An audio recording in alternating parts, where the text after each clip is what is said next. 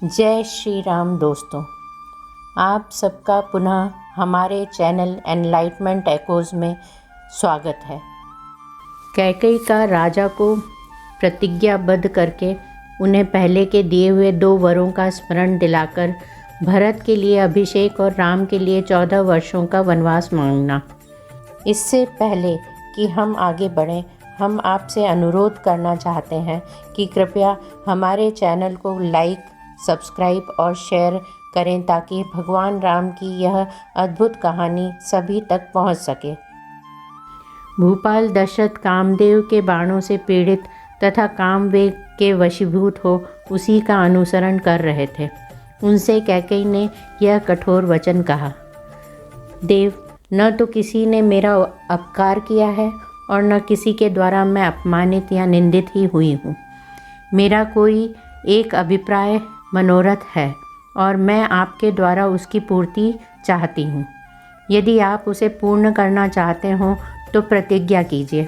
इसके बाद मैं अपना वास्तविक अभिप्राय आपसे कहूँगी। महाराज दशरथ काम के अधीन हो रहे थे। वे कैकेयी की बात सुनकर किंचित मुस्कुराए और पृथ्वी पर पड़ी हुई उस देवी के केशों को हाथ से पकड़कर उसके सिर को अपनी गोद में रखकर उससे इस प्रकार बोले, अपने सौभाग्य पर गर्व करने वाली कैकेयी, क्या तुम्हें मालूम नहीं है कि नरश्रेष्ठ श्री राम के अतिरिक्त तो दूसरा कोई ऐसा मनुष्य नहीं है जो मुझे तुमसे अधिक प्रिय हो, जो प्राणों के द्वारा भी आराधनीय है और जिन्हें जीतना किसी के लिए भी असंभव है। उन प्रमुख वीर महात्मा श्री राम की शपथ खाकर कहता हूँ कि तुम्हारी कामना पूर्ण होगी। अतः तुम्हारे मन की जो इच्छा हो उसे बताओ। कैकेयी, जिन्हें 2 घड़ी भी न देखने पर निश्चय ही मैं जीवित नहीं रह सकता, उन श्री राम की शपथ खाकर कहता हूँ कि तुम जो कहोगी उसे पूर्ण करूँगा। कैकेयी नंदिनी, अपने तथा अपने दूसरे पुत्रों को निछावर करके भी मैं जिन नरश्रेष्ठ श्री राम का वर्ण करने को उद्धत हूँ, उन्हीं की शपथ खाकर कहता हूँ कि तुम्हारी कही हुई बात पूरी करूँगा। भद्रे कैकेयी राजकुमारी, मेरा यह हृदय भी तुम्हारे वचनों की पूर्ति के लिए तत्पर है। ऐसा सोचकर तुम अपनी इच्छा व्यक्त करके इस दुख से मेरा उद्धार करो। श्री राम सबको अधिक प्रिय है। इस बात पर दृष्टिपात करके तुम्हें जो अच्छा जान पड़े वह कहो। अपने बल को देखते हुए भी तुम्हें मुझ पर शंका नहीं करनी चाहिए। मैं अपने सत्कर्मों की शपथ खाकर प्रतिज्ञा करता हूँ कि तुम्हारा प्रिय कार्य अवश्य सिद्ध करूँगा। रानी कैकेयी का मन स्वार्थ की सिद्धि में ही लगा हुआ था। उसके हृदय में भरत के प्रति पक्षपात था और राजा को अपने वश में देखकर हर्ष हो रहा था। अतः यह सोचकर कि अब मेरे लिए अपना मतलब साधने का अवसर आ गया है, वह राजा से ऐसी बात बोली जिसे मुंह से निकालना शत्रु के लिए भी कठिन है।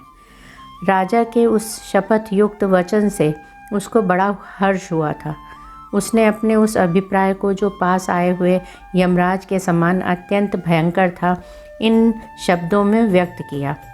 राजन, आप जिस तरह क्रमशः शपथ खाकर वर देने को उद्धत हुए हैं, उसे इंद्र आदि 33 देवता सुन लें। चंद्रमा, सूर्य, आकाश, ग्रह, रात, दिन, दिशा, जगत, यह पृथ्वी, गंधर्व, राक्षस, रात में विचरने वाले प्राणी, घरों में रहने वाले ग्रह देवता, इनके अतिरिक्त भी जितने प्राणी हों, वे सब आपके कथन को जान लें, आपकी बातों के साक्षी बने। सब देवता सुने। महातेजस्वी, सत्य प्रतिज्ञ, धर्म के ज्ञाता, सत्यवादी तथा शुद्ध आचार विचार वाले ये महाराज मुझे वर दे रहे हैं। इस प्रकार काम मोहित होकर वर देने को उद्धत हुए महाधनुर्धर राजा दशरथ को अपनी मुट्ठी में करके देवी कैकेयी ने पहले उनकी प्रशंसा की, फिर इस प्रकार कहा, राजन, उस पुरानी बात को याद कीजिए जबकि देवासुर संग्राम हो रहा था। वहाँ शत्रु ने आपको घायल करके गिरा दिया था, केवल प्राण नहीं लिए थे। देव, उस युद्ध स्थल में सारी रात जागकर अनेक प्रकार के प्रयत्न करके जो मैंने आपके जीवन की रक्षा की थी, उससे संतुष्ट होकर आपने मुझे 2 वर दिए थे। देव, पृथ्वीपाल रघुनंदन, आपके दिए हुए वे दोनों वर मैंने धरोहर के रूप में आपके ही पास रख दिए थे। आज इस समय उन्हीं की मैं खोज करती हूँ। इस प्रकार धर्मतः प्रतिज्ञा करके यदि आप मेरे उन वरों को नहीं देंगे तो मैं अपने को आपके द्वारा अपमानित हुई समझकर आज ही प्राणों का परित्याग कर दूंगी।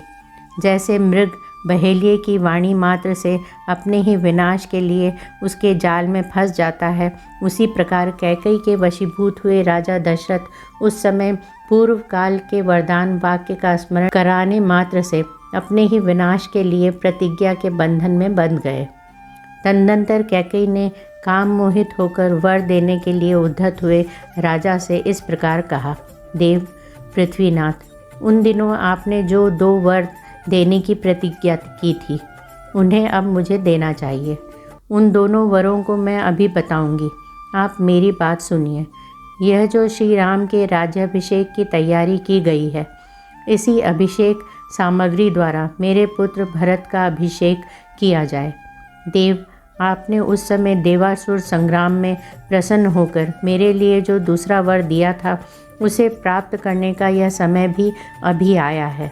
धीर स्वभाव वाले श्री राम तपस्वी के वेश में वल्कल तथा मृगचर्म धारण करके 14 वर्षों तक दंडकारण्य में जाकर रहे।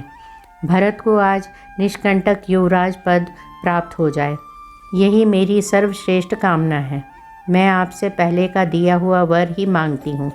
आप ऐसी व्यवस्था करें जिससे मैं आज ही श्री राम को वन की ओर जाते देखूं। आप राजाओं के राजा हैं, अतः सत्य प्रतिज्ञ बनिए और उस सत्य के द्वारा अपने कुल, शील तथा जन्म की रक्षा कीजिए।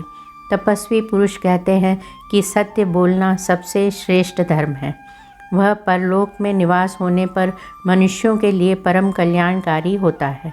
प्रिय मित्रों, हमारे प्यारे भगवान राम की इस अद्भुत कहानी का हिस्सा बनने के लिए धन्यवाद। हम आगे की दिलचस्प कहानी के साथ वापस आएंगे, इसलिए बने रहें और हमारे चैनल को लाइक, शेयर और सब्सक्राइब करना न भूलें। जय श्री राम।